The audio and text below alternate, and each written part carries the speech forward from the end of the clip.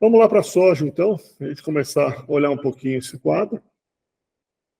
O último relatório trouxe aí realmente produção global confirmando, aí Estados Unidos firmando uma produção muito alta, os estoques subindo, o consumo mundial não sobe na mesma velocidade.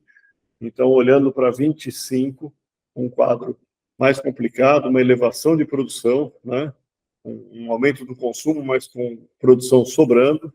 Então, trazendo aí um quadro de não esperar grandes altas aí, ou altas significativas. Provavelmente os preços de 25 serão mais baixos ou iguais, na melhor hipótese, aos de 2024, nesse cenário de muita oferta.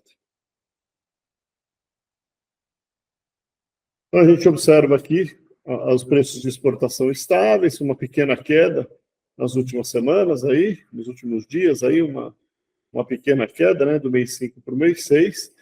Os farelos muito ofertados, tá, gente? Bastante oferta de farelo. A gente vê uma quedinha no Brasil um pouquinho maior, né, em relação um mês para o outro, do que nas outras praças aqui, né? O destaque aqui, uma observação interessante do relatório, é que os prêmios de óleo de soja americano caem devido à substituição para o biodiesel. Então, ano passado, nós vivemos aí prêmios bem altos para os Estados Unidos, nós vimos isso, a soja americana pagando prêmios, a soja brasileira bem desvalorizada, por uma questão de uma demanda por biodiesel, um incentivo ao consumo de biodiesel bem significativo no ano passado.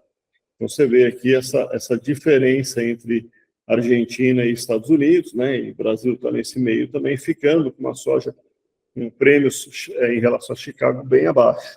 Nós vimos isso, um dos motivos, esse óleo, esse prêmio pelo óleo americano, né? A demanda interna pelo óleo estava bem elevada. Esse ano essa demanda cai, porque está sendo substituído a um incentivo também ao consumo de outros tipos de biodiesel. Então, pode ser que a gente encontre prêmios de soja para Chicago menores, aí, se essa política se permanecer, em relação ao travamento em Chicago. Isso é bom, né, gente? A gente teve prêmios ruins esse ano, podemos ter prêmios menores. Isso traria aí uma condição interessante para a gente poder trabalhar nesse ano. Então, tem diminuído bastante em relação à Argentina, esses prêmios daqui.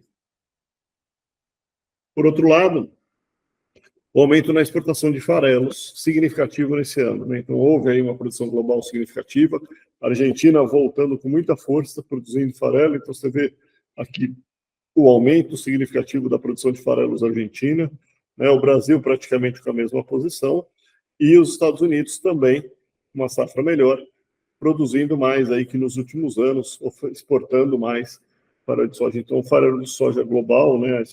Mercados bem ofertado de farelos aqui em 2024, tá certo? Então, mais uma condição para não termos preços muito altos, né?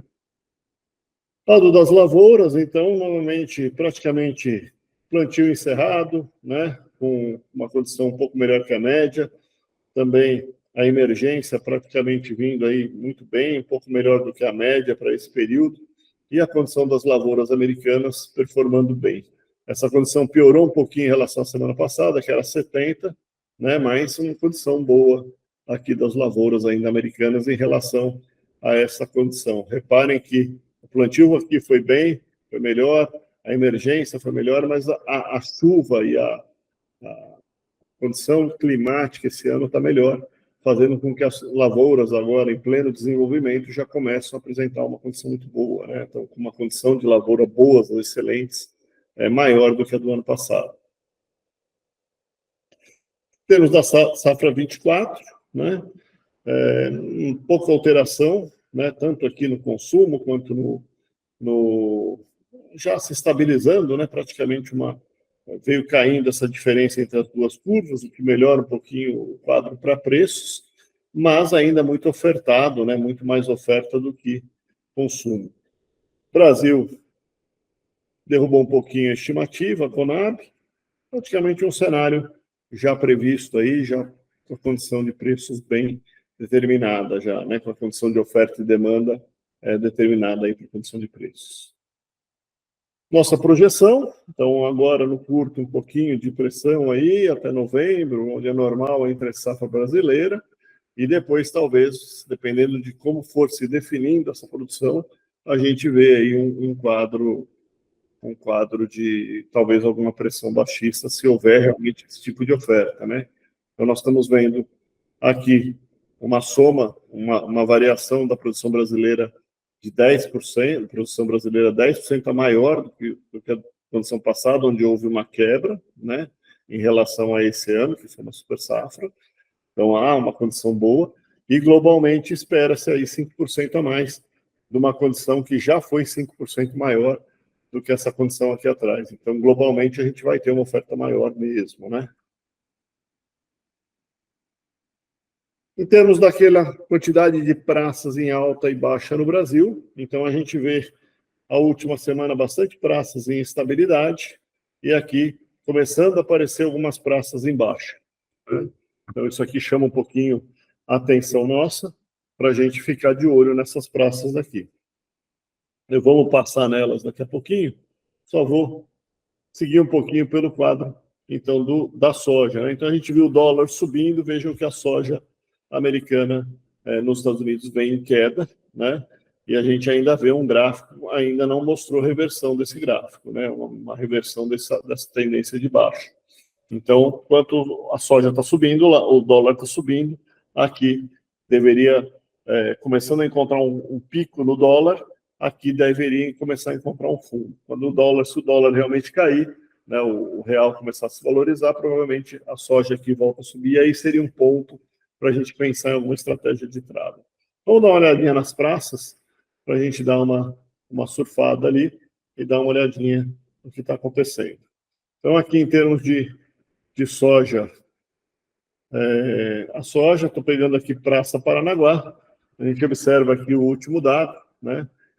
Vínhamos aqui num começo de mês, dia 3, no começo do mês, com praças em altas, algumas praças, começando a aparecer as praças de baixa, e uma estabilidade. Na semana passada, esse número passou por bastante praças em estabilidade, aquele número que eu mostrei para vocês, e essa semana começa a aparecer um pouquinho mais de praças embaixo.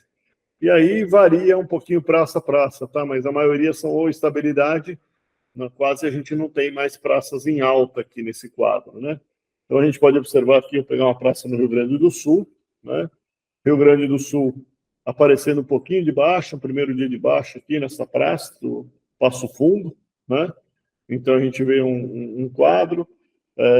A gente pode pegar aqui um pouquinho mais para o interior do Mato Grosso, do Paraná, também já tem 3, 4 dias de baixa essa praça, tendendo aqui a caminhar, então, entre o nosso cenário, a nossa previsão e o lado de inferior, se essa baixa continuar, né?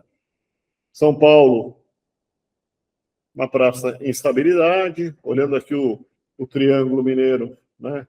Em estabilidade também, olhando aqui mais para o Chapadão do Céu, né? Já é uma praça também com estabilidade. Aqui mais para o sul já tem um pouco de baixa. Você vê aqui os preços caindo. Ainda uma previsão um pouco estável, mas pode vir um pouco para baixo, né?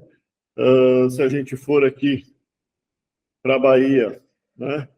Estabilidade, né? E aqui no Mato Grosso, pegamos aqui Rondonópolis, né? Rondonópolis, uma praça de estabilidade. Se a gente pegar aqui Sorriso, também uma praça com estabilidade. Então, você tem praças, começando a aparecer algumas praças com mais praças vermelhas, né, que seria aparecendo um quadro um pouquinho mais de pressão baixista. Então, vamos acompanhar, né? Ainda não é uma curva extremamente virada para baixo, o que me desagradaria, né? É uma curva um pouco mais, na maioria das praças, um pouco mais, a previsão central um pouco mais estável, com suave baixa, e uma mudança de cenário, o que mostra aí, para quem está segurando soja, para quem está com soja estocada, um novo momento aí interessante para fazer um pouquinho mais de venda e aumentar a posição vendida, se aproveitando desse movimento de alta forte que nós tivemos agora, certo? Ainda mais que Se esse quadro de câmbio vier a se valorizar mesmo a partir do segundo semestre, isso pode trazer um pouquinho de pressão aí na soja também pelo lado cambial, ok? Então, vamos lá. Então, voltando aqui para o nosso milho, né?